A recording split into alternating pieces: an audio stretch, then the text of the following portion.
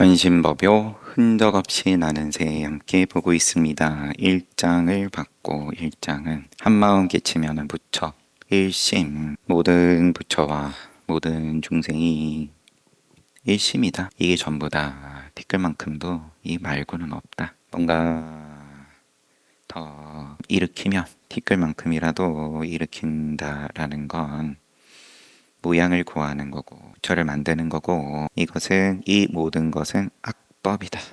보리의 도가 아니다. 깨달음의 도가 아니다. 2장 무심, 시방의 모든 부처님들께 공양하는 것이 무심도인 한 분께 공양하는 것만 못하다. 시방의 모든 부처님을 뭐라고 보냐? 부처님께 공양 올리는 게 그럼 뭐라고 생각하냐? 무심도인 한 분에게 공양하는 것만 못하다. 그러면은 어째서 그런가? 무심한 사람에게는 일체 마음이 없기 때문이다.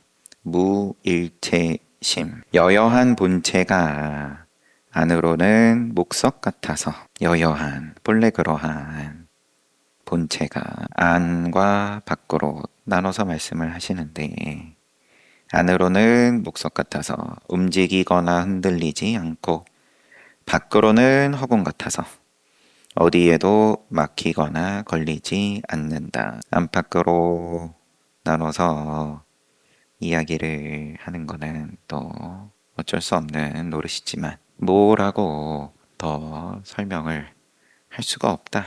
이것 말고는. 허공과 같아서 어디에도 막히지 않고 또 걸리지 않는다. 그런데 또 움직이지 않고 흔들리지 않는다. 이름하여 마음이라는, 내지는 지금 2장에서의 표현은 무심, 마음 없다 라는 건 이와 같다. 주관, 객관 없고 방위와 처소 없다. 모양이나 자태나 얻고 이름도 없다. 후학들이 감히 이 법에 들어오지 못하는 까닭은 공에 떨어져 의지해서 쉴 곳이 없을까 두려워서다. 적당히 의지하는 건 그래. 버리라고 하니까, 의지하지 말라고 하니까 양보하고 그렇지만 이거는 더 이상 내가 양보하지 못한다. 공에 떨어져 의지할 게 없을까봐. 그래서 그거는 자기 또 생명이니까 버티고 서가지고 거기서 주춤주춤 하는데, 뒤에서는 선지식이 닥달하고, 그런데 자기는 죽을 것 같으니까 내딛지를 못하고, 그런 자리에 한번 가 서보는 것만 해도 야 훌륭하다. 내지는 나는 그런 데 가 설 생각은 전혀 없었는데 어쩌다 보니까 인연 따라와 섰다. 막상 벼랑을 보고는 물러나서 호기롭게 자기 공부하겠다고, 수행하겠다고, 부처 되겠다고 호기롭게 다른 사람들 허물에 대해선 이러쿵저러쿵 입대고 생각 일으키고 손가락질하고 이럴 때는 참 자신만만했는데, 막상 내가 벼랑 앞에 가서 서보니까 이거는 못할 짓이다. 물러나가지고 되게 널리 지견을 구하는 것이다. 수행한다고 하는 게 벼랑 앞에서는 도망쳐 놓고, 내지는 벼랑 구경 해보지도 못하고서 그 다음에는 부처님 가르침이 요렇고 오늘은 요만큼 배웠고, 깜깜하니 무슨 소린지 아무것도 몰랐는데 이제는 조금 뭔가 알 것 같고, 자고로 지견을 구하는 자는 털처럼 많아도 정작 도를 깨친 이는 뿔같이 드물다. 지견을 구해가지고 도 깨치기는 불가능하다. 문수보살은 이치에, 또 보현보살은 행에 해당한다. 이치란 진실로 텅 비어 걸림없는 도리, 이게 이치고, 행은 사항을 여의고 끝없이 실천하는 것, 사항을 여의고 행하는 것. 문수보살, 보현보살 얘기가 나오는데 이치하고 행이다. 내용은 그런데 이치는 뭐냐? 텅 비어서 걸릴 게 없다. 허공돌이다. 말 그대로. 행은 상을 여의고 하는 거. 모양 없이 하는 거가 통째로가 또 행이다. 모양 있으면 걸리게 돼 있으니까 부딪히게 돼 있고, 조건이 붙는 거고, 조건을 따지고 행한다. 그거는 보용보살의 행이 아니다. 끝없이 무진, 다함이 없는, 다함이 없다라는 행이 뭐냐. 표현으로는 그러면은 언제까지 유통기간이 아득하게 멀다, 길다, 절대 썩지 않는다, 무너지지 않는다, 뭐 이런 거지만, 그러려면은 상을 여의어야 된다. 상을 떠나야 된다. 모양 없어야 얘기가 된다. 과거, 현재, 미래 시간을 여의었을 때 할 수 있는 말이 끝없다. 무량하다. 관세음 보살님은, 관세음 보살은 문수보현만 말씀하시는 게 아니네요. 관세음 보살은 큰 자비를, 대자비를, 대세지 보살은 대지혜를 상징한다. 유마는 정명. 여기서 청정하다, 정이란 성품을 말하는 거고, 명, 이름, 명, 모습을 말한다. 문수보살은 이치, 보용보살은 실행. 그 이치도 텅 빈 허공과 같은 거고, 보용보살의 행도 모양 없는 거고, 관세음보살의 대자비, 대세지보살, 큰지혜. 이거는 뭐라고 하실지? 그러고는 또 유마의 청정, 정명, 청정과 이름. 청정하다는 거는 본래 성품이 그러한 거고, 성품을 말하는 거고, 이름은 모양인 거고, 성품과 모습이 다르지 않으므로 정명이라 한 거다. 유마거사의 정명경, 유마경. 여기서 말하고자 하는 게 뭐냐? 성품과 모습이 다르지 않음을 얘기하는 거다. 여러 대보살들로 표현된 덕도, 관세음보살의 대자비든 대세지보살의 대지혜든 사람마다 모두 가지고 있어서 일심을 여의지 않으니 깨치면 곧 그대로다. 방편이다. 문수를 얘기하든 보현, 관세음, 대세지, 유마, 정명을 얘기를 하든 뭘 가지고 눈앞에서 흔들든 간에, 하지만 일심이다. 깨치면 곧 그대로다. 즉 시이다. 깨치면. 지금 도를 배우는 사람들은 자기 마음에서 일심에서 깨달으려 하지 않고 마음 밖의 모양에 집착하고 경계를 취하면서, 문수든 보현이든 관세음이든 여기에 집착하고 그 경계를 취하면서 도를 등지고 있다. 도에서 멀어진다. 겐지스강의 모래에 대해서 부처님께서 이 모래는 모든 불보살과 재석, 범천 및 천신들이 밟고 지나가도 기뻐하지 않는다. 소, 양, 벌레 등이 밟고 지나가도 또 썩내지 않는다. 흔적 없이 나는 새. 모래의 입장에선 부처님이 밟고 지나갔든 벌레가 밟고 지나갔든 거기에 흔적이 없다. 이 모래는 진기한 보물 내지는 향, 탐하지 않고 분뇨, 싫어하지 않는다. 이런 마음이 곧 무심의 마음이다. 흔적이 없는 게 그게 본래 마음이다. 일심이다.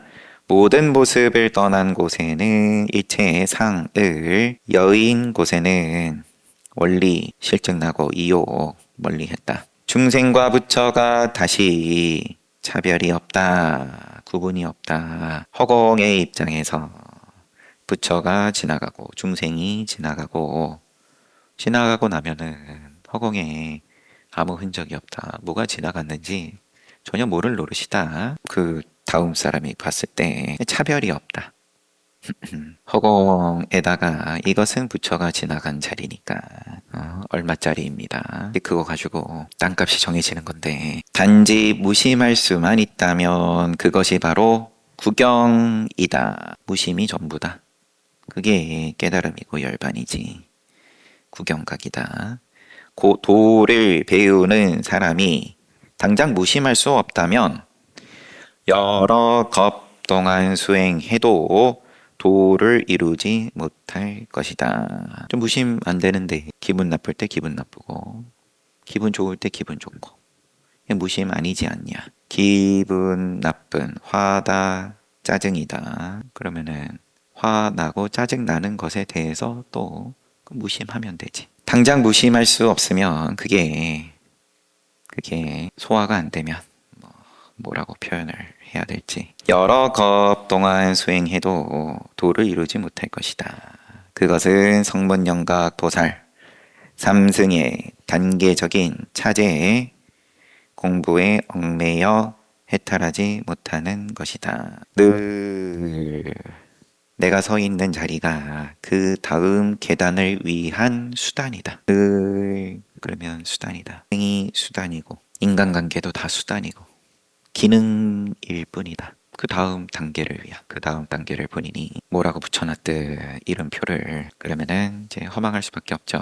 스스로도 늘 수단이다. 인간의 가치에 대해서 삶의 의미에 대해서 특히나 괴로울 때 거기에 대해서 의미 부여가 참 쉽지 않은 상황에서 그러니까 또 생명을 포기를 하는 선택들이 적지가 않은 거고 오늘날 세상에 과거에도 그랬을 테고 다음 계단이 보이질 않는다. 다음 계단에다가 어떤 이름표를 붙여야 될지를 모르겠다. 내 수단으로 모양의 세상은 늘 수단일 수밖에 없다. 그럭저럭 그럴싸하게 포장이 잘 됐을 때에는 그러면 삶에 만족하는 거고 주변으로부터 칭송을 받는 거고 아무튼 돌아와서 그러나 이 마음을 증득하는 데는 더디고 빠른 차이가 있다. 더디고 빠름은 또 긍정한다. 이 법문을 듣는 즉시 한 생각에 일념에 무심이 되는 사람도 있고 십신, 십주, 십행, 십회양에 이르러서 무심이 되는 사람도 있고 심지어 이르러서야 비로소 무심을 얻는 사람도 있다. 들어오는 방편들인 건 내가 그럼 절벽 앞에 섰다. 앞서의 표현대로. 그럼 거기서 한 걸음을 내딛는 건 각자 인연이니까 뭐 때문에 거기서 내가 돌아서서 물러나지 않고 한 걸음이 나아가지냐 이건 다 인연이 제각각이니까 또 그런 와중에 손쉽게 되는 것처럼 보이는 사람도 있고 내지는 고생 해가지고 한번 내디뎌지는 사람도 있고 그러다 보니까 또 눈에 보이는 내지는 여하튼 모양들이니까 그것 자체가 그러면은 더디고 빠름이 또 붙는 거고 분별이 붙는 거고 내딛고 난 다음의 입장에서는 뭐 이렇게 깨닫든 저렇게 깨닫든 더디거나 빠르거나 말 그대로네요. 무심을 얻으면 그만이지 거기에 더 닦고 증득할 것이 없다. 참으로 얻을 것도 없어서 진실하고 또 허망하지 않다. 요거는 구경꾼의 입장에서 직접 얻은 입장에서 확철하게 얻었을 것 같으면 더디다 빠르다에 대해서도 이제 싱거워진 거니까 내 옆에서 보는데 야, 저 사람은 그냥 몰람결에 말 그대로 쉽게 뭔가 거머졌다. 저 사람은 아주 뼈를 깎는 인고의 시간을 보내고 나서 얻었다. 그거 가지고 이러쿵저러쿵 또 열심히 다 자꾸 얘기하면 좀 이제 그런 소리, 이런 소리, 저런 소리 또 그럴싸하게 만들어가지고 거기에 휩쓸리니까 얻으면 그만이지 거기에 더 닦고 증득할 것이 없다. 참으로 얻을 것도 없어서 진실인 거고 얻을 게 없으므로 진실이고 또 허망하지 않은 거다. 얻을 게 없으니까 허망하다. 무상이 곧 괴로움인 입장에서 무상이 열반락이다.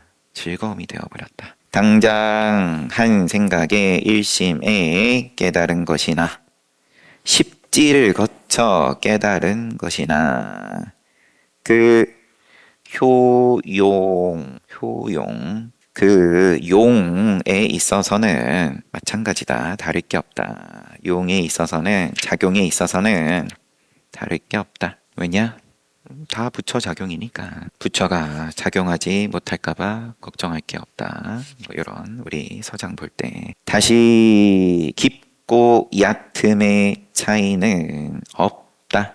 그렇지 않으면 차이가 남아있을 것 같으면 차이를 쫓아갈 것 같으면 영겁의 세월 동안 괴로움을 받을 뿐이다. 악이나 선을 짓는 것은 모두 모양에 집착하기 때문이다. 그러니까 그럼 선도 악도 없다. 이제 뭐 이런 외도의 사상이 그렇게 빠질 수 있는 건데 잘못 들으면 악이고 선이고를 내가 이미 점수를 매겼으면 선 포인트, 선 공덕 포인트 요거는 몇 점짜리 등등 그 모양에 집착한 것임을 알면 된다. 선악을 부정해서가 아니라 편하게 참배하시면 됩니다. 모양에 집착하여 악을 짓게 되면 악에 대한 개념을 가지고 업을 지음에 있어서 선이든 악이든 간에 행을 함에 있어서 결국 흔적을 남기면 왜곡되어 윤회를 받게 된다. 흔적 남기면 남기는 만큼 그 다 인과다. 모양에 집착하여 선을 짓게 되면 왜곡되어 수고만 더하게 된다. 청구서 날라온다. 비용이 날라온다. 뭐 다 선이든 악이든 윤회를 받는 거고 청구서 받는 거고 그 무엇에도 말끝에 언하에 이 법을 곧바로 깨닫는 것만 못하다. 안목이 생긴다. 여태까지는 내가 행하는 뭐 선이고 악이고 간에 이게 그 후일이란 표현도 그렇고 붙는 흔적에 대해서 청구서에 대해서 내가 볼 줄을 모르다가 볼 수 있게 됐다. 그래서 더욱 조심스럽다. 야, 이 한 걸음이 참 쉽지가 않다. 그 전까지는 이게 옳다. 이 기준이 있어가지고 자신만만했는데 이 기준대로 잘 따라가면은 이게 공덕이 되고 좋은 일이 생기고 그랬는데 좋은 일은 좋은 일인데 좋은 청구서다. 이 법이 곧 마음이요 마음 외에 따로 법이 없다. 이 마음이 곧 법이요 법 외에 따로 마음이 없다. 이 법이 곧 마음이요 마음 외에 따로 법이 없다. 이 마음이 바꿔가지고 다시 마음이 곧 법이다. 법 외에 따로 마음이 없다. 마음 스스로가 무심이 되면 무심이라 할 것도 없다. 늘 거울일 뿐이지 반야일 뿐이지 무심도 어쩔 수 없이 깨닫지 못한 입장을 위해서 하는 말일 뿐이다. 마음을 가지고 무심해지려고 하면 또 조물조물 해가지고 무심을 어떤 식으로든 그 이해를 했든 간에 개념을 가지고 무심을 빚어서 만들려고 들면 그러면은 무심이 아니라 유심이다. 마음이 있게 되고 그러면은 윤회하면 되지 뭐. 계속 지불하면 된다. 날라오는 청구서 계속 억울해 하면 된다. 다만 묵묵히 개합할 따름이다. 뭐에 대해서? 거울 앞에 온 거에 대해서 그대로 비추는 거울 앞에 뭐가 오든 그 인연에 대해서 거기서 부처가 오든 중생이 오든 다 일심일뿐 거기에 대해서 내가 긍정하는 맛을 한번 봤을 것 같으면 그러면은 거기 맡기면 되지. 모든 생각과 추론이 끊어졌다. 상행시 오온이 통째로 거기서 더 이상 내가 만들어내지 않는다. 왜냐하면 그게 얼마나 비싼 줄 아니까. 내가 내 손에 나기 싫어서라도 가만히 내가 하는 건 비춰본 게 전부인데 그럼으로써 탐심, 진심, 치심이 화이고 짜증이 그게 모르는 결에 그러면은 뭐 잦아든다 아니면은 뭐 한 방에 멀어졌다 실증, 염리, 이욕, 소멸 그리고 해탈 지경까지 고로 언어의 길이 끊기고 마음 가는 곳이 멸했다 머무는 곳이 멸했다 머물지 않는다 얼마든지 작용하는데 일하고 했다. 언어도단 심행처멸. 이 마음이 본래 청정한 부처이며 모든 사람들은 그것을 지녔다. 본래 무심한 이 마음이 또 본래 청정한 부처이고 모든 사람들이 그것을 지녔다. 벗어난 적이 없다. 꿈틀거리는 벌레까지도 불보살과 한 몸으로 다를 게 없다. 일체다. 그리고 불이다. 둘이 아니다. 벌레와 불보살과 기타 등등. 다만 망상 분별 때문에 갖가지 업과를 지을 뿐이다. 망상 분별이 그러면은 일심이 아니고 부처가 아니고가 아니라 벌레도 다 불보살과 한 몸일 판에 일으키며 일으키는 대로 다 부처인데 내가 그거 부처 아니다. 꽃표 쳐버리는 요게 망상분별이다. 꽃표 치는 그것조차도 일심이다. 아, 내가 왜 또 꽃표 쳤지? 그러면 선악을 기존에 갖고 있던 선악에서 다른 선악으로 옮겨간 거일 뿐이지. 여전히 동그라미 꽃표. 재미있잖아요. 근데 동그라미 꽃표가. 너는 동그라미, 너는 꽃표. 합격. 사람들이 재미있으니까 그런 텔레비전 프로그램도 쉬지 않고 만들어지고 나한테도 계속 동그라미 꽃표. 스스로에 대해서 즐기다 가는 거죠. 왜 괴롭냐? 괴로움을 즐거워하기 때문에. 3장 본래 청정한 마음. 본래 부처 자리에는 실로 한 물건도 없다. 무일물이다. 실 무일물. 툭 트이고 적정하여서 밝고 오묘하며 안락할 따름이다. 이거를 뭐라고 설명해야 되냐? 부처 자리를 와서 확인이 묻든 그러면은 너가 깨달아 봤더니 그게 어떤데? 뭐가 좋아? 그랬을 때 황벽 스님 또 역대 조사 스님들의 말씀이기도 한 거죠. 야, 이거 내가 뭐라고 말해야 될지 모르겠는데 여하튼 그냥 느낌을 말하자면 그냥 뭔가 툭 트였어. 적정해. 고요한 가운데 그런데 청정하고 밝다. 근데 또 밝고 그런 밝음은 또 아니니까 말하자니 오묘하다. 묘하다. 안락하다. 편안하고 즐겁고 그냥 그래. 왜 인연 있으면 또 거기에 관심을 가지고 가까워질 테고 아니면은 부처님도 그러하셨지만 인연 없으면 또 떠나가는 거고 스스로 깊이 깨달아 들어가면 직하에 그거다. 직하에 그거다. 완만구족하여서 다시 모자람이 없다. 완만하고 또 구족하다. 완전하다. 완성이다. 그것으로서 모자름이 없다. 설사 삼아승직업을 정진 수행하여 모든 지위를 거치더라도 보살지를 경전에서 대승경전에서 이야기를 한 거니까 보살을 얘기하매 앞에서 십신, 십주, 십행, 십회양 뭐 이런 단계를 삼아승직업을 열심히 해가지고 모든 지위를 거치더라도 한 생각 증득하는 순간에 니까야식으로 말하면 체험적인 지혜, 경험적 지혜, 승지, 증해서 득했다. 여기에 이르러서 원래 자기 부처를 깨달을 뿐이다. 딴 부처 없다. 그 위에 다시 어느 것 하나 보탤 게 없다. 한 물건 보탤 게 없다. 지금 3장의 제목이 잠깐만요. 본래 청정한 마음. 본래 청정이다.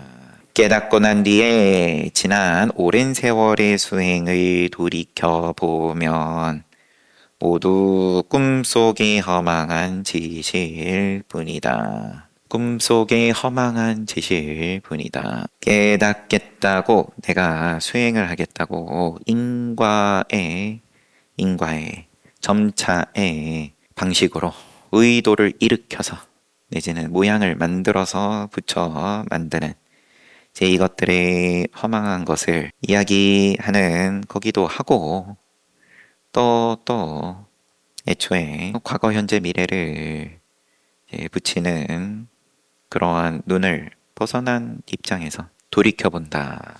과거를 봤을 때에는 다 그냥 허망할 뿐이다.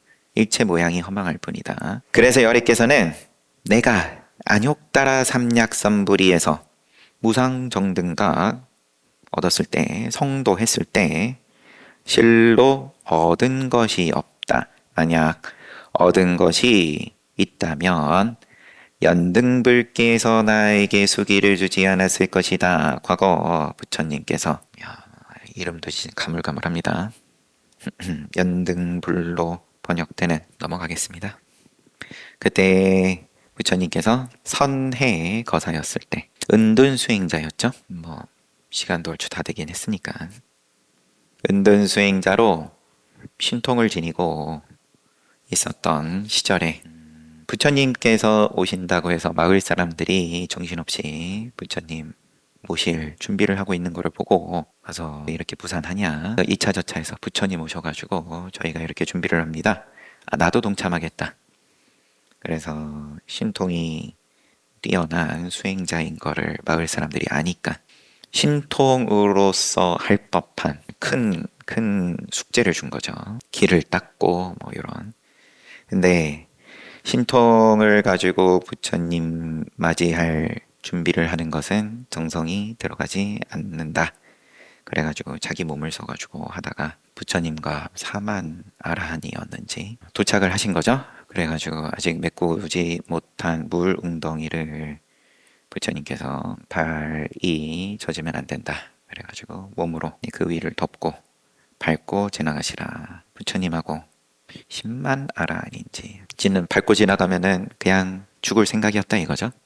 그래가지고 그 부처님께서 크게 보시고 머리 위 맡에 가셔가지고 수기를 주신 거죠. 다음에 너는 부처가 된다. 요런 수기 마지막 마무리는 줘야 되니까 또 말씀하시기를 이 법은 평등하여 높고 낮음이 없으니 이것을 보리라고 한다라고 하셨다. 여리께서 부처님께서 내가 유의법으로서 점차의 모양의 법으로서 얻은 게 그렇게 따지면 얻은 게 분명하지만 신통을 얻으시고 숙명통, 천안통, 누진통 내지는 모르지. 그렇지만 그거를 가지고 열반이라고 해서 깨달았다라고 인간과 천상에 선언하고 그것을 가르침이라고 너희들에게 폈을 것 같으면 그런 거였을 것 같으면 연등불께서 과거생에 나에게 수기를 주지 않았을 것이다. 연등불께서 수기를 준 부분은 그런 모양의 법이 아니다.